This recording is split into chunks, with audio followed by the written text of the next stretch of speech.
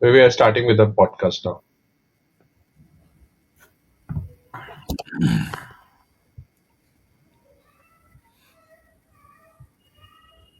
Welcome to our professional IT leadership podcast, where we go beyond trends, dive into real operational maturity.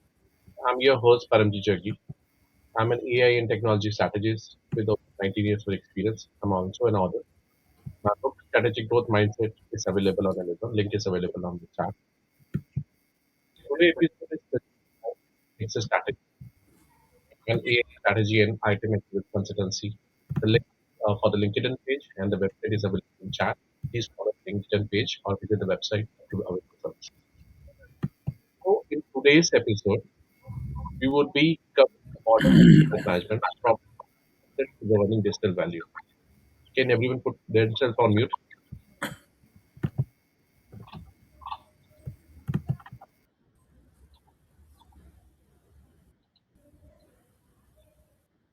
So, what is modern IT asset management? Right? It is not a theory. It's none of the basics. What we would be discussing today, it's lifecycle governance, SaaS and cloud compliance, audit, defense playbooks, ISO 19770 maturity, toolchain integration, automation and AI in ITAM. We have got five leaders who run real enterprise ITAM programs at scale. So I would like to introduce all the five speakers who would be part of this pod today.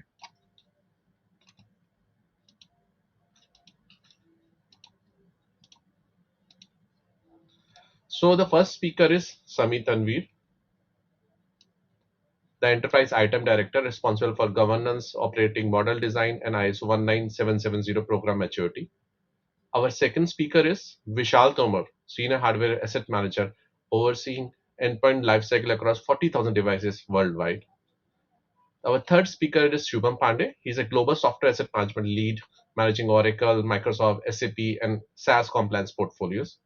The fourth speaker is Nitish Moses, Director of IT Risk and Compliance, integrating ITAM with regulatory and cyber risk programs.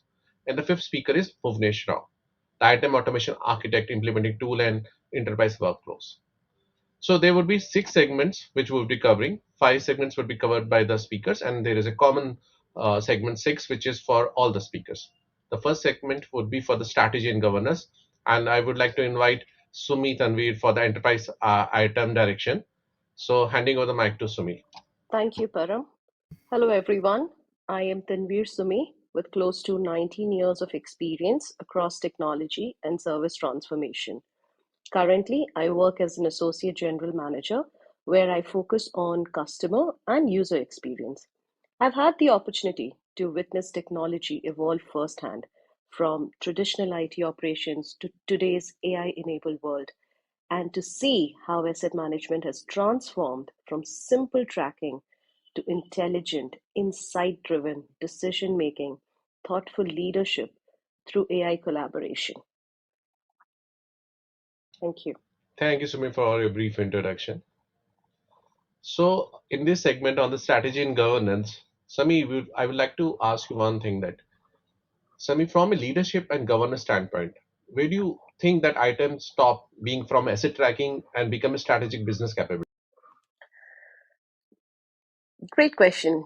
So, when ITAM moves from just tracking assets to actually guiding decisions, it stops being an inventory exercise. And that's where it starts behaving like a real business muscle. So when it's aligned to ISO standards like ISO IEC 19770, it brings clarity, it brings consistency, how organizations manage technology across its entire life cycle. I'll give a couple of examples here. Let's take license optimization. We stop paying for software we are not really using or didn't even realize we were still paying for. Cloud. We can clearly see which cloud resources are delivering value and which ones are quietly burning money in the background. Let's take a use case scenario on, the missed patch incident that happened. A security incident traces back to an old server that no one realized was still active.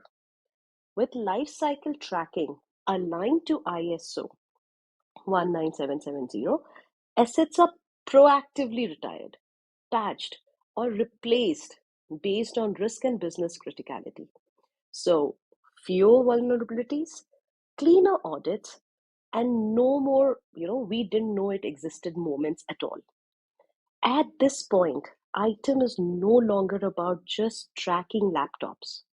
It becomes a practical, aligned capability with ISO IEC that reduces waste, strengthens compliance, it speeds up audits, it genuinely supports smarter business planning. That's what I would say. Great insights from you, Sami, on this. I think 19770, usually most of the item practitioner, they don't look into this, probably framework. I think there is a lot of learning from this framework. And I think you're given the right inputs for those. Absolutely. So I have a follow-up question on this, Sami. You, whenever you're going for an item maturity, right? Mhm. There are a lot of mistakes which the organization are doing. So can you give us number one mistake which organization do to make the tool with for towards moving towards the item maturity? Hmm. I think all our audience here, we all know about smartwatches. It's like buying a smartwatch that tracks your steps, sleep, heart rate, but what it is doing about it, it never looks at the data and tries to change your habit. Information is there, but nothing improves because no decision is coming from it. So, having data isn't the win. Using it to change how the behavior is, how the decision is what makes the difference. Today, organizations are investing in powerful item tools, run audits, build dashboard, big stuff, and then they just stop there. It's just a checkbox or a compliance event, not a living operating capability. The data is there, but it is not influencing decisions. It is, the maturity isn't about how clean your inventory looks.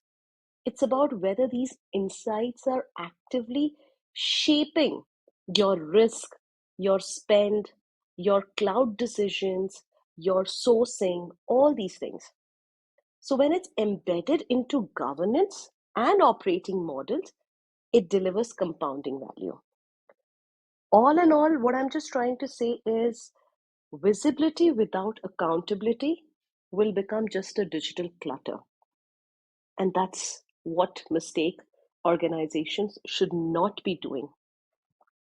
ITAM is very powerful. Use it for the next level along with AI that we have today to change the way things look. Thank you.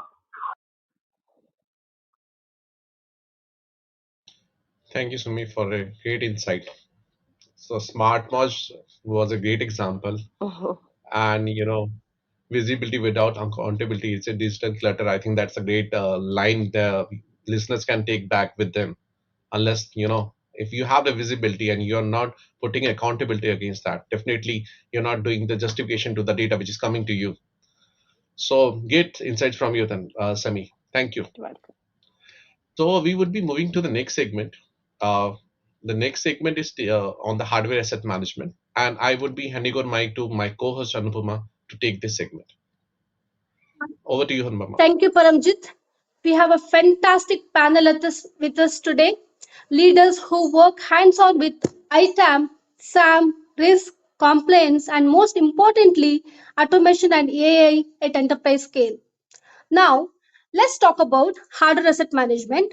For this, I would call our ham powerhouse, Vishal Tomar. Vishal, great to have you with us today. Can you give us a brief introduction? Sure, thank you, Anupama. I bring over 2 decades of experience in IT asset management and currently serve as a senior SAM solution architect. Throughout my career, mostly, I have extensively worked with the Flexera software, helping organizations optimize their asset management strategies and processes. Thank you. Thank you, Vishal. So, we have a first question for you. When people hear ham, they still think about laptops and the desktop. So, according to you, what does modern ham really look like at enterprise scale? Yeah, Anupama, modern ham is no longer just about tracking laptops and desktops. It's a strategic discipline integrated into ITAM and business objectives. At enterprise scale, ham covers the entire life cycle, which includes procurement, deployment, operational use, refresh, as well as secure disposition. It's data driven and it's automated. Then discovery isn't one time activity, it's a continuous process using multiple sources like SCCM, Intune, JAMF, ServiceNow, uh, Flexera softwares. And then again, we need to ensure real time visibility, for which we perform integrations with CMDB, procurement systems, and finance systems, for that matter of fact. Compliance and security are kind of front and center. Certified data sanitization using guidelines like NIST 888, um, environmental regulations, and chain of custody documentation have become non negotiable these days. Finally, sustainability is a core metric. Enterprise are embracing circular economy principles, that is, to redeploy assets internally, reduce e waste, and report carbon footprint, for example. In short, modern ham is automated, it is integrated, it needs to be compliant and sustainable, and it's measured by KPIs like inventory accuracy, refresh adherence, and disposition compliance. Crux is that the logical inventory must match physical inventory with active governance model. Yeah, good one, Vishal. That's really interesting. It's clear that hardware asset management today isn't just operational anymore, it's tightly linked to compliance and security. So, now let's talk about the tricky part. From your experience, where do ham programs usually go wrong? Quite a pain point, but despite best intentions, ham programs often stumble in quite predictable areas. First, incomplete discovery, remote endpoints, dynamic IP environments, and shadow IT create blind spots. Second, poor data quality. You get duplicate records, stale entries, and mismatched CMDB data, undermine trust in the system. Um, Third, weak integrations. So ham is treated as a silo instead of being linked to ITSM, procurement, and finance workflows. Um, then there's resource constraint. Field operations and domain admins are often stretched thin, delaying onboarding and refresh cycles. And finally, disposition risk. Improper data wipe and missing audit trails can lead to compliance failures and reputational damage. The root cause: lack of governance and executive sponsorship, HAM must be positioned as a strategic program tied to cost saving, compliance, and sustainability, not just operational tasks. Yeah, Vishal, I completely agree with you. Data quality seems like a recurring theme in ITAM nowadays. Duplicate records, tail entries. If the data isn't trustworthy, nothing else really works. Thank you. You gave us a good insights about modern ham. Thank you for that, Vishal. With that, let's shift from hardware to software, another area where the complexity increases exponentially at scale. Param, over to you for the SAM perspective. Thank you, Anubhav, and thank you, Vishal, for a great insight from your side on the hardware asset management. And in the segment three, we would be covering the software asset management spotlight. So here we have our speaker, Shubham. So Shubham, handing over. Okay, thank you, Param. Hi, everyone. I'm Shuman Pandey. I lead global software asset management for one of the big tech. So my background mostly covers into the licensing part. I have worked with the publishers like Oracle, Microsoft, Adobe, Autodesk, Siemens, and you name them. More of my work involves auditing on behalf of this publisher. So I carry a quite a like 10 year of experience into licensing, and I'm truly excited to be part of this panel alongside such brilliant minds. Thank you. Thank you, Shubham, for your brief introduction. So in your area of license compliance and audit, Shubham, my question to you would be, what is the biggest misconception about SAM? Yeah, sure. So I think Param, Vishal also mentioned about ham. So SAM is not much different about the misconception which we have. Like people think it's all about tracking licenses, making inventory, doing some administrative tasks, just counting licenses. But in reality, SAM is a business value function, and it's more about optimizing cost, managing compliance risk, and enabling better decision making for the entire IT ecosystem. If SAM can be done right, it can drive significant savings, improve vendor relationships, and even support digital transformation initiative like in the era of AI. So it's not just a back office activity nowadays; it's a business enabler. So I can give you one of the example. Like in one of time, I was doing an audit, and we discovered that the teams were over licensed simply because licenses were renewed automatically year after year. So no audit pressure was there, just simple budget leakage. They were just renewing it out of like in an automation. So by aligning SAM with usage data and business demand, we freed up millions of money like without impacting productivity as well. So I think the biggest misconception in a gist is the thinking SAM is reactive and compliance driven, but the truth is SAM is proactive and strategic. So I would say like SAM is a superhero you didn't know you needed, saving you from the villains like over licensing and audit penalties. Definitely. I think that's a great example you have put it, because with the software asset register which is being maintained in organization, either it is in Excel, and if they are not moving to a tool and they're not doing reconciliation on recurring basis with the business, definitely there's lot in which they are overspending on those. And there might Yes, be something which in they are underspending and the license are being utilized and there is lot non-compliance going into the organization. I exactly. think great insights from you on this, Shubham. So, a follow-up question on this to you, Shubham, is that's what do you think is the most difficult licensing landscape right now in the organizations? Okay.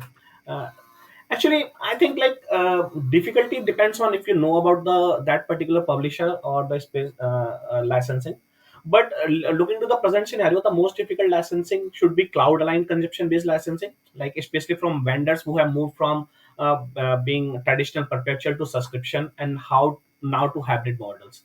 So, for instance, like Microsoft licensing is difficult not because it's unclear, but because it's constantly evolving per user base. Then they come up with the device models and then add-ons, hybrid entitlements, and now the regional contact nuisance. They have different policies across all the regions. Europe is different, EMEA is different for them. And also, if we go about into the technical part of it, like Oracle and SAP are challenging in hybrid environment due to process definitions, virtualization exposure. As you move to virtualization, you move to VMware and other as a combined licensing. So Even the SaaS tools with usage-based pricing and another layer where cost can spiral without compliance violations. So the real challenge is managing licenses in a world where software is no longer static and use changes constantly. Licensing today is less about counting licenses and more about understanding behavior and the architecture and the business intent. Like the moment we are changing from one licensing type to different, and we are not aware of like how to manage it. So this is the difficult scenario for now. Yeah, that I totally understand. It's more of the behavior instead of the count, the number of localities which are procured by an organization. Yeah. And the way it is being transitioned right from perpetual to now everything going into the subscription mode, it is very difficult to keep a track on them, and definitely organization paying a lot more on those with the changing landscape. Mhm. That's a great insights from you on the software asset management piece, Shivam. Thank you. Thank you. So now we would be moving to the next segment, segment 4, that is on the compliance and cyber risk. And I will like to invite Nitesh for it. Handing over the mic to Nitesh. Thanks, Praram, for having me here for this insightful discussion. Just a little bit of background about myself. I have a total experience of 24 plus years, and out of which 19 plus years is with IT. I have supported multiple roles like from functional, BA, architect, and different helped out customers in terms of designing wherever it was a green field or a brown field and help them elevate data as much as possible. Thanks a lot. Thank you, Nitesh, for your brief introduction. So I think security and compliance is a bigger task these days with cybersecurity coming into picture. And there is a lot of things which from a item perspective which we need to cover also. That there are a lot of audits happening. There's not a lot of non-compliance because there is no regular tracking of licenses. So my question to you would be, Nitesh, is where does item integrate with security and regulatory compliance? Sure. So to answer to that, Param, basically item becomes a security and compliance enabler the moment it shifts from tracking assets to governing them. So in today's risk landscape, visibility is protection. Everyone wants to know what is there avail being utilized in their estate, and to keep a better control of that, compliance and cyber security is something which plays a very active part. An item is the lens through which organizations see their exposure. Uh, to better understand or better give a gist about this, I would like to talk about three pointers that will help better understand it. So the first one would be vulnerability and threat management. So security teams can't protect what they can't see. ITAM provides the foundational inventory of hardware and software, enabling vulnerability scans, patch prioritizations, and threat modeling. So, basically, an example I would like to quote out here is several times it happens an application manager or a project would request a lot of hardware, and during the requisition, everyone is very active. But when a purpose for that particular tech gets over, people are not that proactive in terms of getting it decommissioned or removed from the environment in the correct manner. And it happens that that particular tech will always be available and it turns in unmanaged. And that is something which ultimately becomes a security threat, because since it's not being patched, it's not being managed in the correct manner. So these all things needs to be kept into a visibility from a vulnerability and threat management perspective. Second point I would like to highlight is something related to identity and access governance. Every asset is basically usually a user is what request and device, and every time and the user has access to the level which they are currently supporting the role. So probably I'll quote an example out here just to make people understand that. Usually, several times it happens, someone in the team might need a laptop and would require an elevated access because he's supporting some particular project that requires him to have that access. But when that user leaves, it is not always a process that happens that they follow the rightful decommissioning process or the levers request process. And easier ways, that laptop is handed over to the manager, and the manager just keeps it in his cupboard, thinking, okay, within 15 days or a month, a new person is joining. I will just straight away hand. Now that new person will come, he will log into that a laptop without a staging, but then not knowing that laptop already has elevated access. So these are certain things which, from an identity and access governance perspective, needs to be taken care at the rightful place. Otherwise, it will creep turn into an issue, and the user could be able to access something if it's not required for his level. So these all things needs to be taken care. And third point that I would like to highlight would be a regulatory and compliance audit readiness.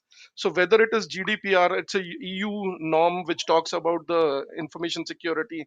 Then there is HIPAA, which is a US norm which talks about medical records for individuals.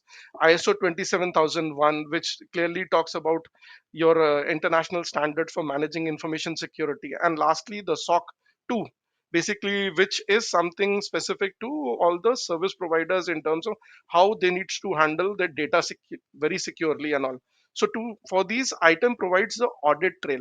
It tracks life cycle events, ownership, usage, and the disposal. So these all things are quite critical for that. And to sum them up, all I can say is item is not just an operational hygiene, it's a governance engine. When integrated with security and compliance, it reduces risk, strengthens posture, and proves control. That's why mature organizations treat ITAM as a strategic capability and not just a spreadsheet, which used to happen in like the earlier tenures. Everything was just tracked on Excels, or advanced version of that was MS Access and all things like that. Thanks, bro. Thank you, Nitesh. I think the insight which we will take from your discussion is it's a governance tool which is integrated with the security and regulatory compliance, Mhm.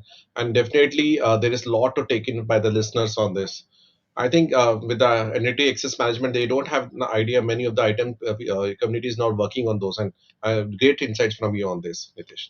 Thank you. Thank So, following up on this, so there is a lot of things in the security teams. You must have visualized a lot of blind spots in your organization where you're implementing this security and regulatory compliance. you. Mhm. So, from my side, I would like to ask is what is the biggest blind spot security teams underestimate right now? Okay. So one of the biggest blind spot security teams constantly underestimate is the risk created by unknown or unmanaged assets.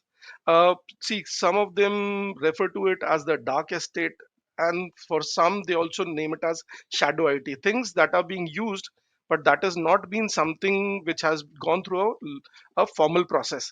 And not having a visibility is one of the biggest threats, because if they are not under the radar and monitored correctly, means they are out of patches, out of vulnerability risks, which rises a lot on that, and that has to be taken care. Like in today's scenario, we have certain tools, Blue Coat, Qualys, which help us remediate any vulnerabilities that can be recognized on a device level. So basically, security leaders often invest heavily, and this is one of the reasons why organizations, if you would see, organizations might be cutting budgets on several things, but they will never be doing any compromise on the security path. Usually, a security budget will always be either consistent, or there would be new additions to that, so that any new updated softwares that will help the environment would always be brought over to get them deployed. Thank you. I think the patch management is a very critical step. I think they need to latch on the network and get the latest update to avoid any vulnerability, as well as security is compliance is also related to that because of a lot of threats which are happening on the cyber attacks which are happening these days. And those are great insights from you. I think most of the people who are available from the IT community, they are after having a input from you, definitely want to go for cybersecurity now. In fact, I am also aligned with that. Thank you, Nitesh, for Thanks, the great Param. insights. Thank you. Uh, okay, before we move to the next segment, I will ask the listeners to put their Q&As, question and answers in the chat. They can access the chat, put their questions. So at the end of the session, before closing, we'll address those questions. So it's the time by the time we are covering segment 5, you can put down your questions. So moving to segment 5. And this is a very critical session. Although we have covered a lot in the previous session, but it is basically on the automation and the tool chain integration. So I would like to invite Bhuvnesh for this session for segment 5. Handing the mic over to. Hello everyone, Bhuvnesh Rao here. I have total 12 years of experience with 10 years of experience in software asset management, license compliance, procurement, license optimization, contract negotiations across global technology markets. Thanks, Pram. Thank you, Bhuvnesh, for your brief introduction. So, Bhunesh, majorly, we are spending, organizations spending a lot of money, millions of dollars for, putting an item tool in place. The Yeah. item platforms are placed so that they can have the right inventory, they can have the view on the right dashboards. But still, there are a lot of challenges when you implement those tools into their environment. So my question to you would be, what separates mature item platforms from immature ones? Okay, so it's a very good question. So, see, mature IT asset management platforms do not only track assets licenses, but they also provide governance. They also help in supporting the decision making. They support in optimization by maintaining accurate records. Okay, so I would like to uh, give few pointers as well here, which separates mature platforms with immature ones. First is data quality. It's a very important point. Mature platforms maintain accurate data. They standardize the data, whereas immature ones, data quality is very poor, and that data cannot be trusted. So even if you're going for an audit, if you don't have the good data quality, it's a big risk for the organization. Second is automation. Okay, so mature ones have excellent discovery tools, okay, which helps in compliance. There can be no softwares which is lying around. The discovery tool will pick it up and it will help in the audits. Immature ones uh, are only tracked on Excel sheets and they are manual dependent. Third is optimization. Okay, so mature platforms uh, helps in software license optimization by accurate asset and license tracking, which in turns gets from the discovery tool. And immature ones, we cannot just count installations because we everything is there on the Excel sheets and it's manually intervened. And the last point I would like to say is uh, mature platforms easily integrates with ITSM, CMDB, procurement platforms, HR data, whereas immature ones they cannot integrate with others, and this in turn will possess a big risk. Okay, uh, and whenever there's an audit coming in, or maybe an internal audit, okay, there can be multiple questions raised if we don't have this data. So I would like to share an example as well. Initially, when I started working in SAM domain, I was working on Excel sheets. I was tracking licenses and everything on Excel sheets, which was very hectic, and that data was not at all accurate. Uh, Even though we were not able to identify unauthorized installations as well, but as we matured, as we brought in some tools and we changed our governance policies, there was huge cost savings, okay, which helped the organization in many ways. So for example, Adobe, or maybe Microsoft servers, okay, so uh, we used to track everything in Excels, but when the tool came, we actually came to know how many physical cores are there, how many virtual cores are there, and it got very easy to do the ELPs as well. Thanks from.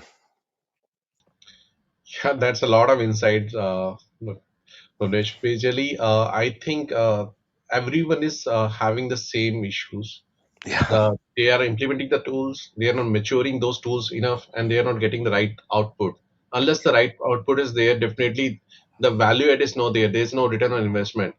Yeah. And I think even the management is rushing you to get those two enabled, and they're not getting the results. It's frustrating. Yeah. So I think the listeners will be getting a lot of insights from this discussion on implementing those tools and what precaution they should take while implementing those tools. Yeah. So, while doing an automation, Bhuvnesh, there are a Yeah, lot of things which you might be facing, right? So, I yeah. would like to understand the most common automation pitfall, which you must have, uh, from while implementing, you must have faced. Okay. Uh, the pitfall that derails ITAM automation more than anything else is incorrect and ungoverned data.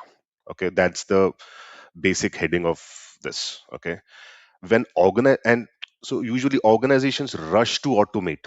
Okay, they rush to automate even before they have done the reconciliation, compliance check, even before stabilizing their own data models, which gives multiple errors.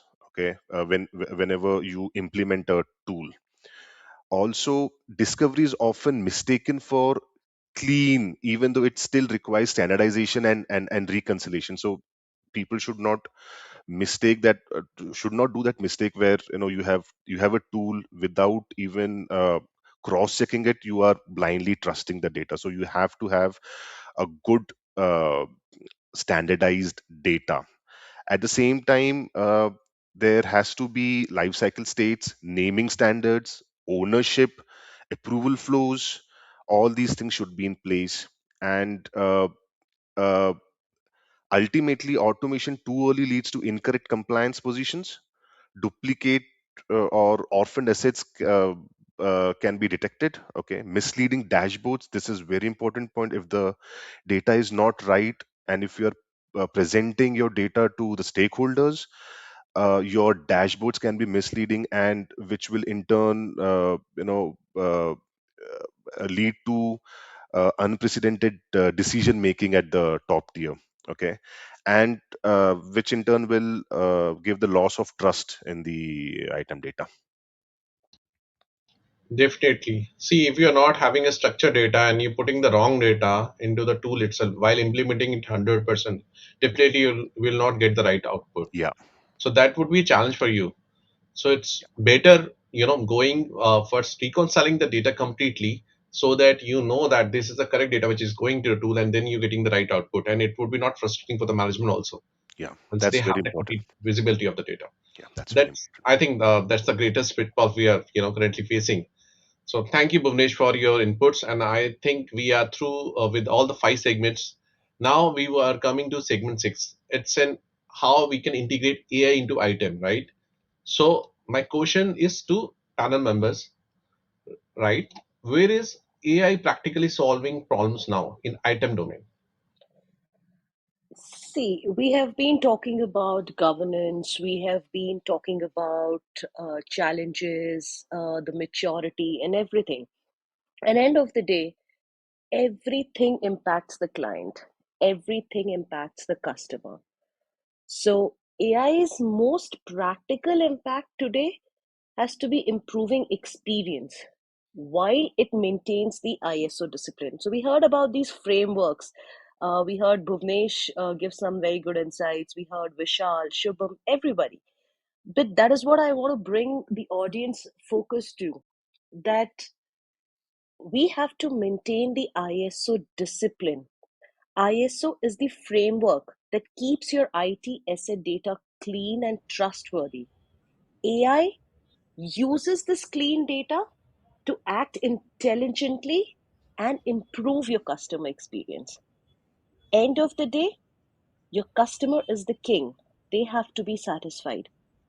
A customer can come and report a slow performance, but if the assets are managed under a good framework like ISO, and I would urge the audience to go ahead and learn more about this.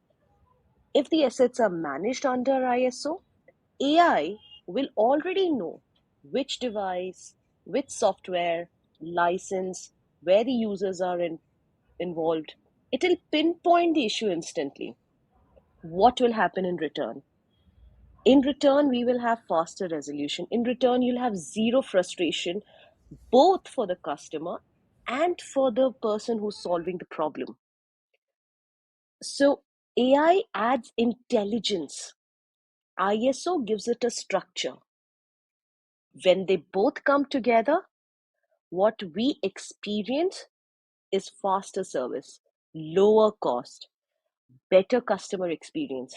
And that is what in the boardroom is the discussion going on, that how do we elevate customer experience? Where and how does AI help? And this is where AI helps. AI is not here to replace anyone's job. It's just your assistant. You just need to ensure that you're using your intelligent assistant the right way with a proper structure. Vishal, what do you think about it? I completely agree and I go with it.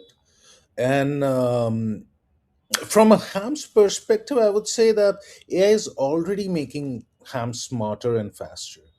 AI cleans and reconciles assets, data across multiple sources, eliminating duplicates and enriching records with end of life, end of support details. Um, Machine learning models analyze usage and performance signals to recommend refresh cycles and predict hardware failures before they actually happen. So, proactive approach can be taken up for those and reduce the uh, downtime. Again, AI detects anomalies in license usage or unauthorized software installs, reducing audit risks overall. And in operations, AI co pilots are drafting disposition certificates, summarizing audit evidences, and accelerating invoice reconciliations. And yeah, bottom line is absolutely the same. It's not replacing anyone, it's not replacing governance, it's actually amplifying the governance. That's how I look at it. Okay, guys. So for me, I think AI is more of an operational efficiency. So I'm a part of one of the big tech, and I got an opportunity to work on some, like, we have created some vending machine where you can just pin in your IDs and you can get the laptops, headphones, and everything. And that is how we automated a lot of manual work from item process. So this has reduced the total manual effort of hardware asset management people, speeding up the cycle. And now you just need to just log in and just get your laptop. And what the restriction we have implemented, like, you can't have more than two devices. That's the gist of it. Because I think I was part of some of the item talk, and there was one person who was saying his manager is having, let's say, 10 plus laptops sitting in his cell. Even I think Vishal talked about that. So at least that kind of scenarios, AI is doing some automation as well. Coming to point, like Sami said and Vishal also said, like, AI is not behind your jobs. But I think, like, I had a conversation with one of the leaders, and he mentioned, like, okay, try to use AI in your work and create a framework, and when you are going to do that, so at least you can make place for yourself. But if anybody else is going to do that for you, they will replace you simply. It's not about like AI is behind your jobs. It's all about getting involved with AI and having some correlation with the AI and how you are going to use it. So this is the truth of I at least I feel like if you're not going to cope up with AI, they will replace you for sure. You have to be on learning stage and use AI as your uh, friend rather than as an enemy. Okay. Probably I'll just put across the next thing. So, from a security and government risk management perspective, has started playing a major part. As of date, we used to see the security teams on the information security teams under a lot of pressure, trying to manage and cover all nicks and corners across the estate. But now with AI coming, it becomes quite easy. You can actually design algorithms and all, and based on those it will analyze the traffic which is coming and going out to pick up any suspicious activities, and that can actually reduce the work pressure on the team, which has been quite tremendous to keep an organization safe from any side type of threats or anything that are underlying. So just to add to what Shubham was saying previously, yes, AI will not take your job, but the person who would be knowing the prompts how to use it, so would obviously be a threat to you.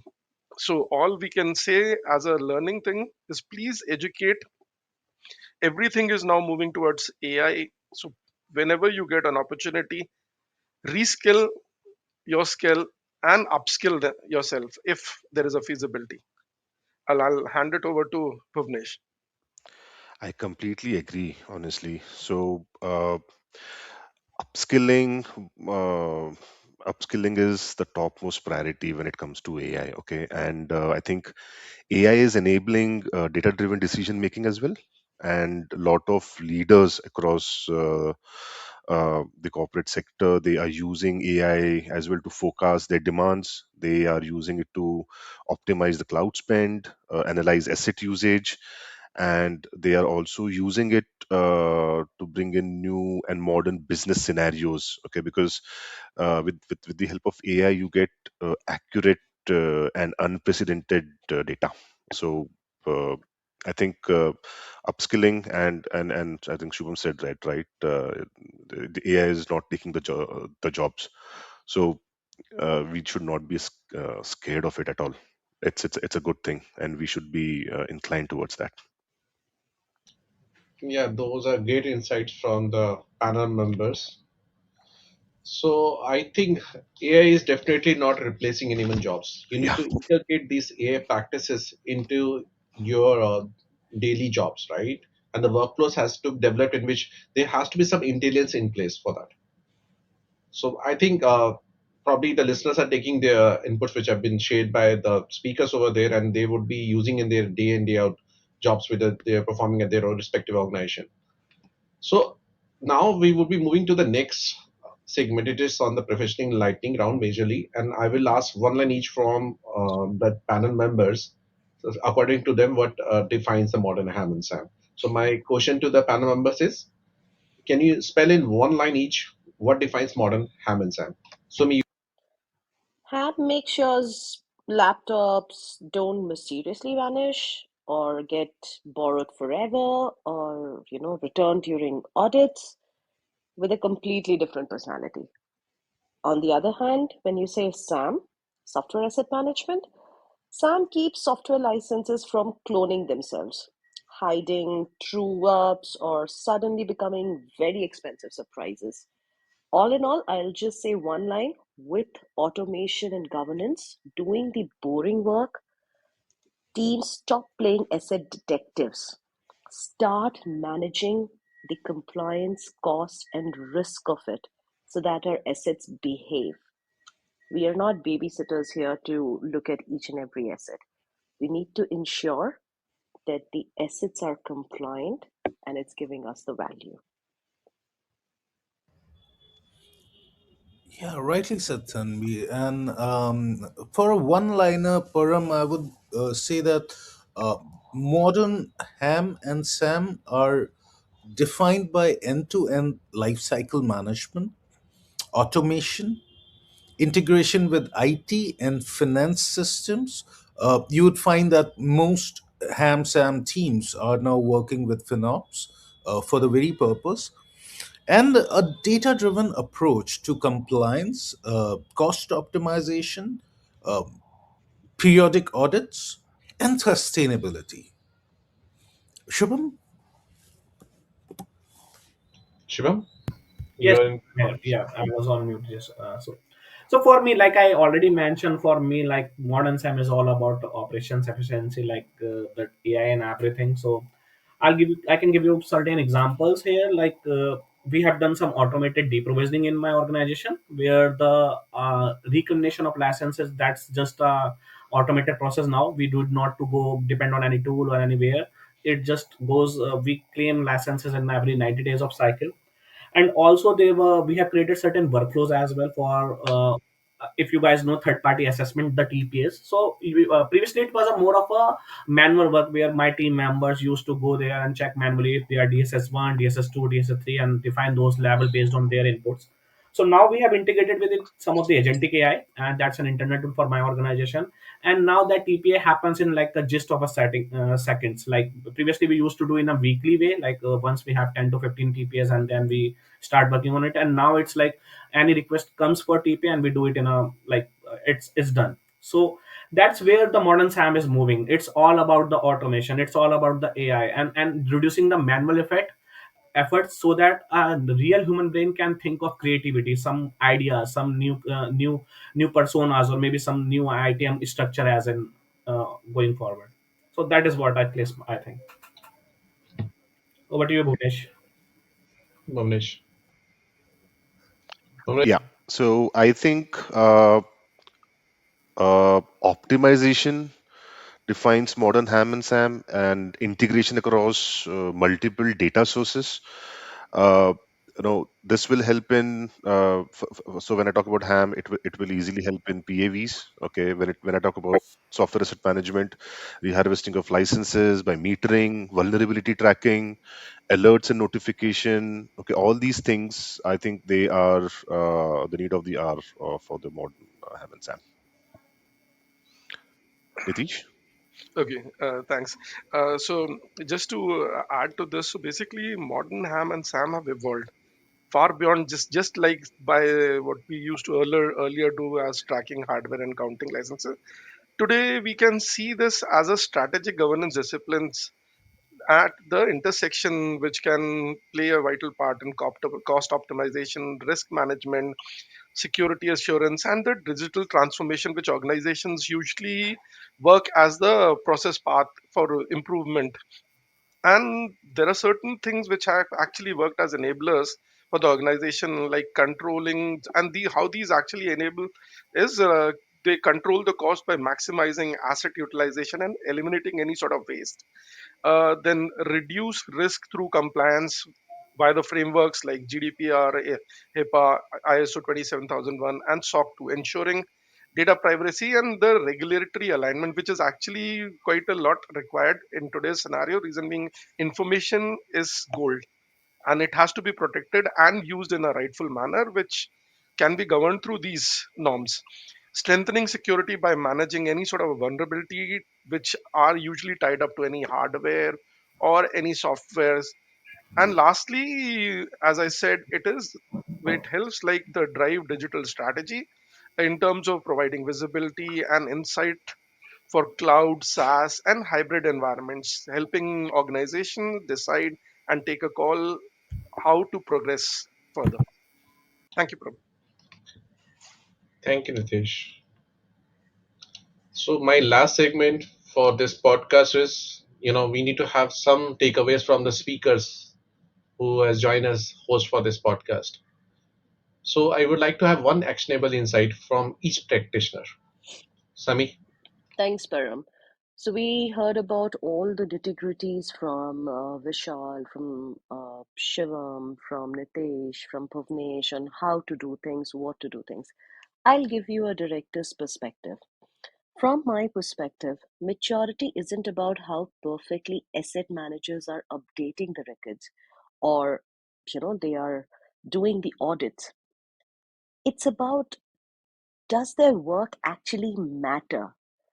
Ask yourself, is my ITAM embedded into my financial control, into the security, into the cloud strategy? Don't be just the plain doers, be the contributors. Stop being just asset managers who track laptops and desktops and printers and stuff. When you start being contributors to the real business outcomes, that's what maturity actually feels like. Thank you. Thank you, Sami. Moving to Vishal. Um, yeah, how I look at practically is, because AI and automation are kind of key players in the ham field these days. But I think that before you invest in automation or AI, start with enriched data quality. Everything else depends on it.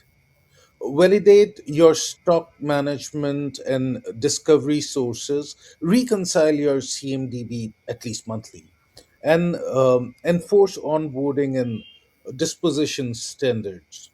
So often we come across devices marked as retired or disposed, but they're active on the network. In a nutshell, Clean, trusted data is the foundation for compliance, for cost optimization, and for risk reduction. Um, I'll hand it over to Shubham. Yeah, thank you, Shal. So again, I'll give you some like ground level instinct on this. Like aligning SAM with procurement is what I think should be the case for every organization. So usually this happens like SAM team are not involved in any kind of procurement decisions, and that makes up us. Okay, so this, if you are aligned with procurement, this ensures you are buying on an actual date usage data, not assumption. So it prevents over licensing strength vendor negotiation and can save organizations million over time even before you spend it, rather than realizing on later like, oh, this is the budget leakage and that's what we are. So I think the best actionable would be aligning every SAM member with the procurement team to have a greater insight into what we are buying, where we are buying, how we are using it, and more into that part. Yeah. So over to you, Bhuvnesh. Yes, thanks, Shubham.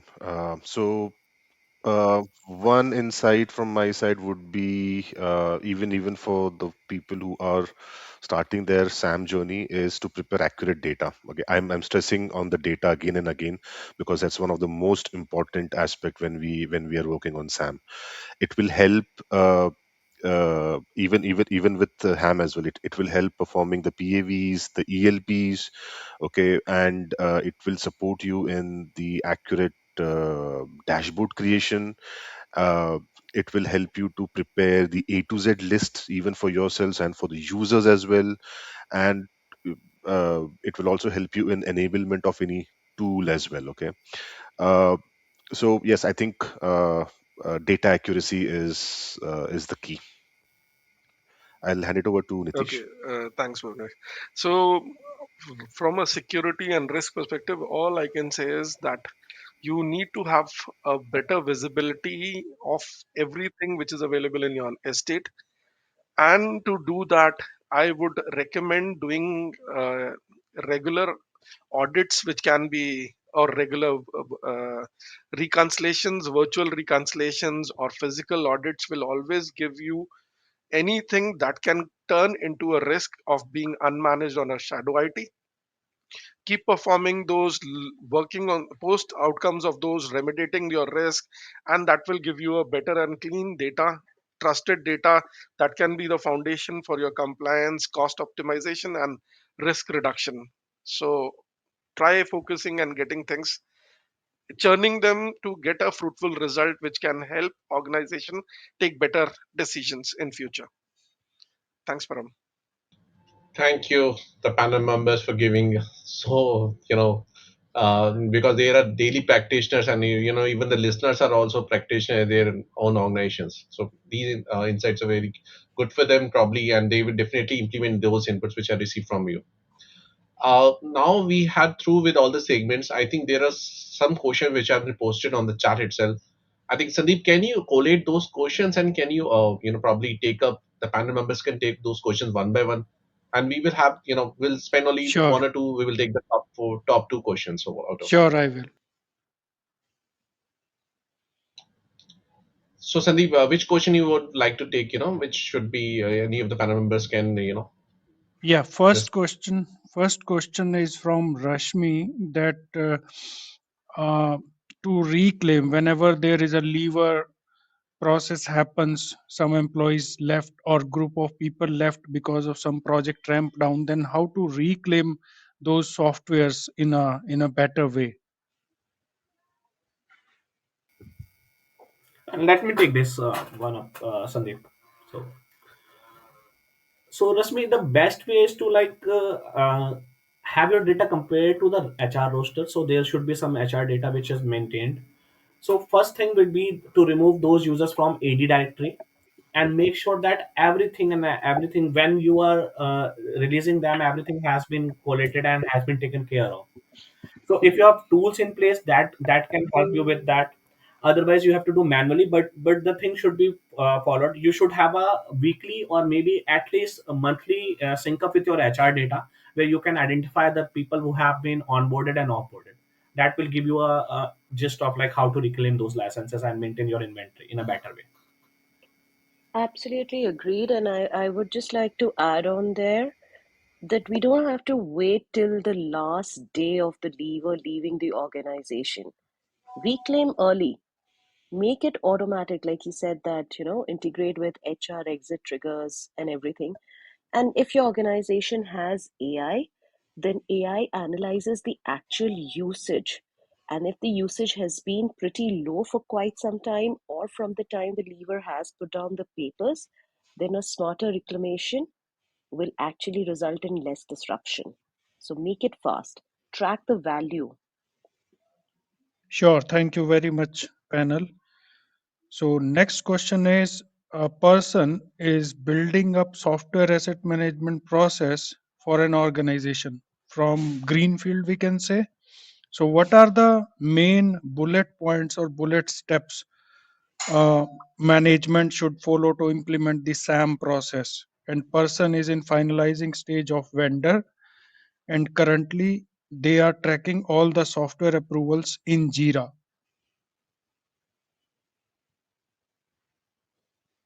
Okay, I'd like to take this one. So I would suggest whenever you're onboarding SAM, okay, whenever you're doing, the first thing is to reach out to the procurement team and get all the information of the licenses which are currently which are currently procured.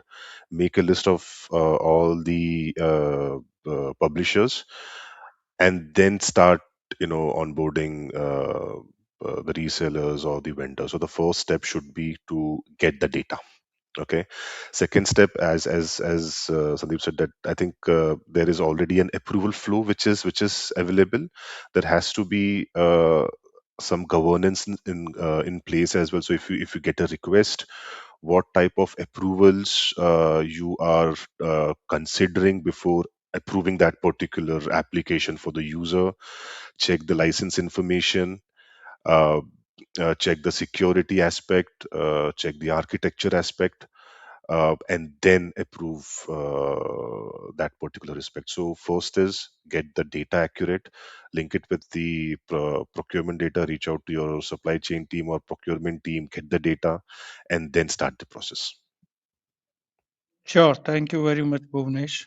And third question, last question from current chat is that how to utilize ServiceNow AI Assist to optimize the task in terms of license allocation, analysis, reclamation, normalization, allocation, dashboard creation, ticket creation, workflow notes. So we talk a lot about AI usage in day-to-day SAM or HAM task. So is there any use case where panel can put throw some light on this usage of AI in HAM and SAM?